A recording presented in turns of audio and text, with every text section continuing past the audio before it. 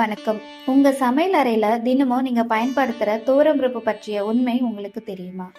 தெரியலனா வாங்க துவரம்பருப்போட பயணத்தை பார்க்கலாம்.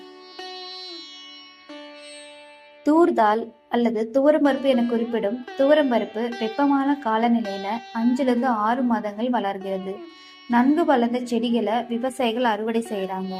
அறுவடை செய்யப்பட்ட பருப்புகள் பதப்படுத்தப்பட்டு பாதியாக உடைக்கப்பட்டு நமக்கு கிடைக்குது.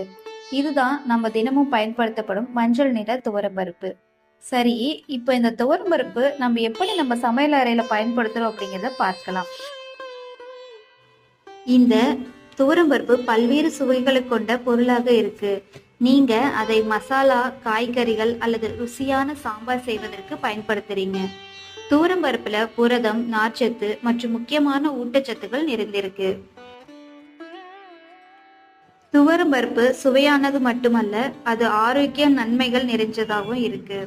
இது ஜீரணத்தை மேம்படுத்துது, ஆற்றல் அளிக்கிறது மற்றும் இதய ஆரோக்கியத்தை அதிகரிக்கிறது. நீங்க இப்போ துவரம்பருப்பு எப்படி வேலை செய்யுது என்பதை தெரிஞ்சிருப்பீங்க. இது உங்க தோட்டத்திலிருந்து உங்க வீட்டுக்கு எப்படி வருது அப்படிங்கிறதுமே தெரிஞ்சிருப்பீங்க. இந்த வீடியோ உங்களுக்கு பிடிச்சிருந்தா லைக் பண்ணுங்க, மறக்காம ஷேர் பண்ணுங்க.